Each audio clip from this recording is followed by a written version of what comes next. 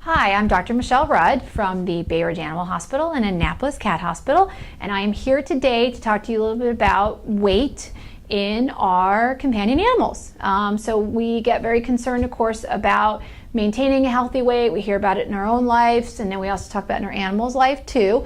And so I'm going to talk to you a little bit today about just pros and cons of having an overweight animal, things that you can do to try and prevent it, and show you guys what to look for when trying to keep your animal from gaining weight. Okay, so just to give you guys an idea of a little bit of numbers, while everybody thinks their animal may be okay or just a little heavy or something or just not a problem, in reality, approximately 53% of the dogs that come into practices and 55% of the cats that come in to see us are overweight to obese. So that's about half the population of animals that come in, and that's just the ones that come to see us, have some sort of weight problem.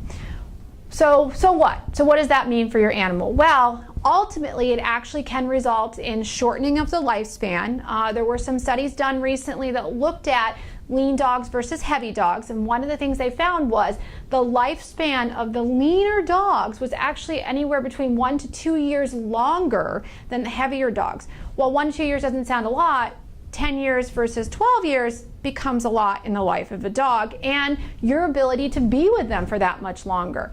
In addition to that, obesity and overweightness predisposes your animals to many different health problems, some of the biggest ones being orthopedic injuries. Heaviness, overweightness alters your biomechanics, makes it more difficult for your joints to operate properly, and you can end up having chronic pain, orthopedic problems, hip issues, degenerative joint disease, where you get actual arthritic discomfort, pain, and changes in the joints. Cruciate tears, we hear a lot about that in dogs. Obesity and overweightness will predispose your dog to that. In addition, of course, just like us, heart disease, high blood pressure, diabetes, big problem in our feline population now. Diabetes seems to be directly linked to diet and obesity, particularly in cats. So you can see, while you think carrying around an extra pound or two may not be such a bad thing, in our companion animals can result in a fair amount of medical problems and shorten their lifespan and the amount of time that we get to have them with us. Okay, so one of the things that we can do to keep weight off our animals, so everyone says, well, how do we do that? What do we do? The number one thing that you can do is directly influenced by you as their owners is feeding. Your dog and cat don't have opposable thumbs. They're not, for the most part, hopefully opening the cabinets and getting their own food, although we know that can happen. And so you're the one directly responsible for feeding them, and so you're the one that's going to be able to most control their weight by feeding. When growing animals obviously require more food, the growing dogs and cats can require upwards of 3 to 4 meals a day until they're approximately 4 to 6 months of age. After 6 months of age, I usually recommend, and most veterinarians recommend, feeding twice daily feedings, and I do that with cats and dogs, and that's for the rest of their life. The other thing that's very, very important is feeding twice daily, but also measuring the amount of food. While many of us are good at sort of estimating, okay, that's a cup or half cup or whatever, it's just best to get something to tell that. With dogs, most of us feed dry food, and so one of the things I always recommend is having a measuring cup. This is one of ours, obviously, but it's specifically measured out as a cup of food. So you scoop it in, top it off, 1 cup. Depending on the size of your dog will depend on how much they need, and that's probably something that you may want to discuss with your veterinarian. They have feeding recommendations on the back of the bags, but their recommendations and their ranges, and some of those are for more active or less active dogs, so they don't always take that into account. So some dogs won't lose weight on those or will gain weight on those. So you have to adjust based on how your dog looks, and we'll talk about that in just a couple minutes too. But most important is consistent meal feeding using a measuring scoop that's actually listed in, quarter cup, half cup, 2 cup increments, that type of thing, every day. Don't give extra, don't give a rounded amount, don't use the big gulp cups, any of those things, because those are all way larger than an 8-ounce measuring cup. So important to do that. If you're doing cans with dogs, same thing applies. You still want to measure it out based on the, starting with the recommendations on the cans and going from there. Again, it's not that difficult for your veterinarian to figure it out or help you figure out a rough amount of calorie consumption for your dog. Cats are a little bit different. One of the worst things that you can actually do for your cat's lifespan is free feed them or tower feed them in those big things where the dry food sits there and just pours out and they eat at will. That is one of the number one causes of obesity in cats. Something as little as 8 extra pieces of dry kibble per meal in your cat will eventually result in obesity by the time they're about 8 years of age. 8 pieces, not very much. In cats, we start early as kittens recommending meal feeding. Ideally, I recommend canned food for cats. That seems to be the movement now in cats.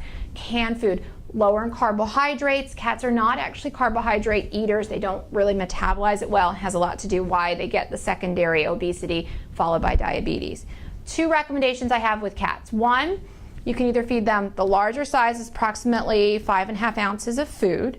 If you're going to do this, you want to do about half a can in the morning, half a can in the evening. Doesn't sound like much. The average cat consumes about this much in a day, maintains a healthy weight.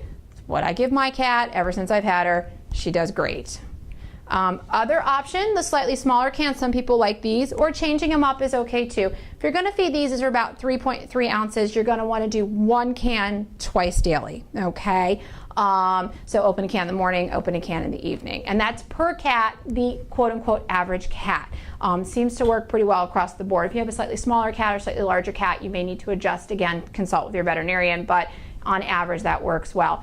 If you have a cat that only wants dry food, and I know they're out there and that's okay, you still want to consider meal feeding. Again, I usually recommend starting with no more than a quarter to an eighth to a quarter cup of food twice a day. So no more than a quarter to a half a cup of food daily. And I still do morning and evening. And you can of course blend this and do some can and some dry and play with it. But the big take-home message is meal feeding both cats and dogs twice daily, measured amounts, significantly decrease the chance of overweightness and obesity. Okay, and of course the other component to weight loss or maintaining a healthy weight is exercise. We hear about it from our doctors all the time, we hear about it on TV all the time. No different with our animals. There's a couple of things that you can consider trying. 1, if you have an overweight dog, don't take them out, run them for 4 miles and off you go. Just like with us, you want to gradually build up an exercise routine. They can predispose themselves to injuries if they're not used to being active. Again, mechanics are off with when you're overweight, so you have to gradually work on it. But gradually start walking them. If you have a dog that likes to swim and you have an environment that's safe for swimming, great activity, low impact, just like with us. So definitely start getting them out there, start doing the walks. Don't start in the dead of summer when it's hot and humid. Start when it starts cooling down. Gradually build them up to it, get them used to it. Even if you don't have time every day, I don't have time to walk my dog every day either. Set aside at least 3 if you can, or 4 times a week where you have some ability to walk your dog. Your dog will be happier, you'll be happier, you both get activity, and it will help in addition to the feeding. Cats, yeah, they're a little harder. My cat's not exactly the most active either. Couple things you might try and do that. 1, try getting them out there with those little toys with the feathers and the fishing lines and getting them moving. Laser pointers work real well. A lot of cats enjoy those and they'll do some activity. Even if it's just for 5 or 10 minutes, try and see what you can get them to do. Catnip, again, get some moving, get some rolling around. Cats that get to be 12 and older have a definite drop in their metabolism, and they need some increase in them. And so you really want to try and encourage them to, you know, find a toy they like, even if it's just a couple times a week, something, even if it means that they have to walk from upstairs to downstairs to get their food, even just something to get them going. Just like with us, increase your metabolism, decrease your calories, you will lose weight. So really important part of that with them too. Okay, and lastly, treats. Everyone always asks me about it. I'm a pet owner. I give my animals treats. They love them. They get excited. I like treats. We all like them. In moderation. I never tell people to completely cut out a treat because I know realistically it won't happen, and that's okay. Your treats should be no more than 10% of their overall calorie consumption in a day.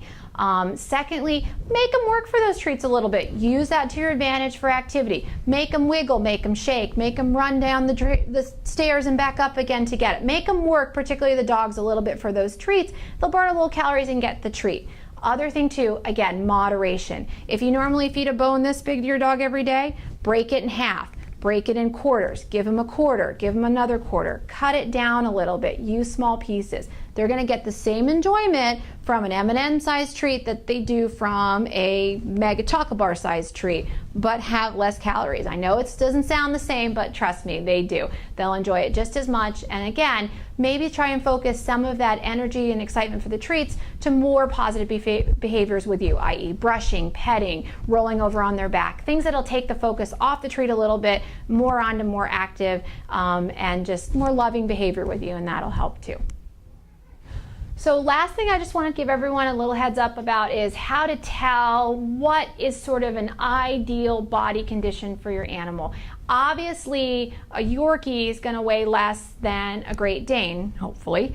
So we're not really going to look at an actual specific weight when we're looking at our animals. We're looking more for what we call body condition or ideal body condition. There's a few very easy things at home as you, an owner, can look at just to sort of see whether you think your dog's getting a little heavy or you're a little thin. Sometimes we go the other way and we restrict too much. The first thing we like to look at is when we're looking at our dogs, we look at them from the side. When you look from the side, you want to see a bit of a tuck in their back of their abdomen or their waist area. When you look, it should then go up and have a slight tuck. We don't want to see it straight across from chest all the way to butt, and we don't want to see it so skinny that they look almost kind of just nothing there either. So we're looking for that. Other thing too, when you look at your animal, you want to come and look from on top of them and look down at them, and you're looking again to see, you should start to see that the ribs come, and then we want to see a little bit of a tuck right through here again, and then it flares back out to the hips. Lastly too, everyone always gets a little concerned if they think a dog's too thin because they can see a little bit of rib. Actually, that is an ideal body condition in a dog. You want to be able to see just a faint outline of the rib when you are looking at them, and when you run your hand across their side, you should be able to feel some ribs with very little padding across. We don't want to have to push into them to find those ribs. That's too much padding. Same thing with their spine. You want to be able to feel along the spine and feel just a hint of the backbone there with just a small amount of padding. Again, you shouldn't be able to indent and make little dimples in your dog's back because that means they're a little too heavy. So tuck, waist from the top, little bit of rib, and that's usually a real quick and easy way to tell what your dog should look like. If you're losing that rib, if you're feeling too much padding, cut back a little on the food. Doesn't have to be drastic. I usually tell people work in quarter cup increments first, go from there. Cats are not that different. Same type of thing. You want a little bit of a tuck around that waist area. When you look from the side, a little tuck up. The rib effect is a little less obvious in cats. Most of them we don't really see as much rib with them. If you start to see rib, they may actually be a little on the thinner side. But you should be able to run your hand across them also, carefully, and not get, you should be able to feel just a hint of rib again with just very little padding on them. Same thing along their spine too. So thank you guys for listening. Hopefully this gave you some good information on ways to help your pet stay lean and trim and live a longer, happier life. If you're doing these things and you still aren't seeing the results that you think, or your pet's just not quite getting the weight off like you should, talk to your veterinarian. There are some prescription diets available to help encourage weight loss, and there are some other options that you can consider. But again, the number one thing that you can do to improve your dog and cat's life, quality of life and lifespan, is to keep them from becoming overweight. And the best way to do that is to measure what you feed them, do it twice a day, and resist the urge for those little extras. Thank you.